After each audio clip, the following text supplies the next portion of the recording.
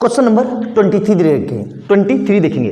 बहुत ही बेहतरीन और शानदार क्वेश्चनों में से एक है, ये भी समझ में नहीं आएगा और इसको मैक्सिमम बच्चे गलत करेंगे। ध्यान से देखना क्या कह रहा है, find the coordinate of the point of a point on the line segment joining. तो ये कोई लाइन सेगमेंट है, ए के कोऑर्डिनेट कितने हैं 1, 2 और यहां से ये कहीं पे P है, इसको नाम दे दिया P, और यहां कहीं पे है ये B है, ठीक है। और इसके कोऑर्डिनेट क्या ले लिए मैंने x, y, और B के कोऑर्डिनेट क्या है 6, 7, ठीक है। अब इसमें रेशियो नहीं दिया है, देखो ध्यान से, रेशियो ना दिया है, लेकिन एक चीज दी है, ध्यान से देखना। अब मैं मार्कर से समझा रहा हूं आपको। हमें AP दिया हुआ है, AP कितना है, इसको मैं ऐसे लिख सकता हूं, देखो ध्यान से देखना, मतलब 5 time AP equal to 2 time AB, ये लिख सकता हूं। और इसको फर्दर क्या लिख सकता हूं, देखो ध्यान से, इसको फर्दर तो मैं क्या लिख सकता हूं, AB अपॉन AP, ध्यान से देखो, AB upon AP equal to 5/2, मतलब ये इसके नीचे और ये इसके नीचे। इससे क्या पता चल रहा है कि जो AB की लेंथ है, ध्यान से देखो, यहां से AB की जो लेंथ है वो कितनी है, AB टोटल कितना है 5, मतलब AB टोटल ये पूरा है हमारे पास 5, और हमारे पास AP कितना है, यहां से देखो, ये यहां से AP कितना है, AP ये कितना है जी, ये है 2। अब देखो बच्चे यहीं पे गलती कर देंगे, अभी तक हमने जितने भी क्वेश्चन किए तो रेशियो था, तो रेशियो क्या था AP और PB का रेशियो, लेकिन यहां तो क्या दिया है AP और AB और AP, तो हम PB कैसे निकालेंगे, तो PB को मैं कैसे निकालूंगा, देखो ध्यान से, तो PB को मैं ये लिख सकता हूं, ध्यान से देखना, PB को AB माइनस AP कर दूंगा तो मेरा काम चल जाएगा। AB कितना है, ये निकाल चुका हूं मैं, AB है 5 और AP कितना है माइनस का 2, तो कितना आ जाएगा, PB कितना आ जाएगा, PB इक्वल टू 3, मतलब PB जो है वो 3 है, और यही वैल्यू तो हमारी M और N की है, याद है कि नहीं आपको।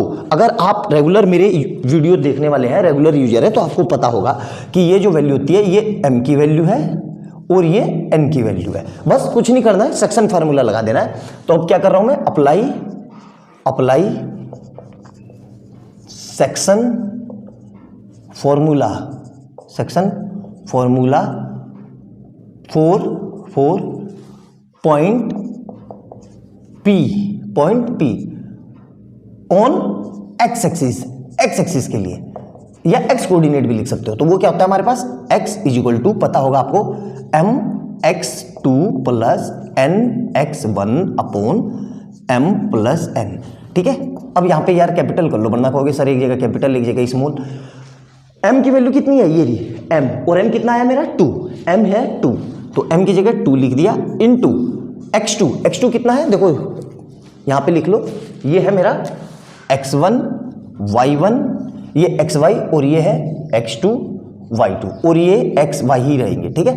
तो ये समझ में आ गया। अब देखो ध्यान से, x2 कितना है मेरे पास 6 प्लस n कितना है 3 इंटू x1 कितना है 1, अपॉन में कितना है m प्लस n, मतलब 2 प्लस 3, तो इसको सोल्व करेंगे फर्दर, तो कितना आ जाएगा 6 दूनी 12 प्लस 3 अपॉन 5, मतलब कितना आ जाएगा 15/5, मतलब कितना आ गया 3, मतलब P का x कोऑर्डिनेट 3 आ गया, ठीक है, x कोऑर्डिनेट है ये। अब इसी तरीके से y के लिए निकालेंगे, तो y के लिए क्या होगा, my2 plus ny1 upon m plus n, तो यहां पे m कितना है, m हमारे पास है 2, तो 2 इंटू y2 कितना है, वहां से देखो 7 प्लस n कितना है 3 इंटू y1 कितना है 2, अपॉन में कितना आएगा 2 प्लस 3, तो ये कितना आ जाएगा, ये आ जाएगा 7 दूनी 14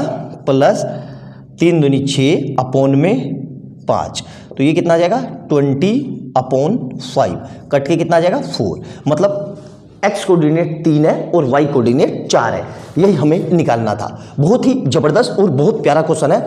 ऐसा एक और क्वेश्चन है, वो अभी इसके जस्ट बात कराता हूं, ये भी बोर्ड में बहुत बार पूछा हुआ क्वेश्चन है, और इसके बाद जो कराऊंगा वो भी बहुत बार पूछा हुआ क्वेश्चन है, तो अच्छे से देखना, जितनी मैंने बात बताई उसको नोट डाउन करना। बहुत ही प्यारा क्वेश्चन है ये, एग्जाम में आने के बहुत ज्यादा चांसेस है इस क्वेश्चन के।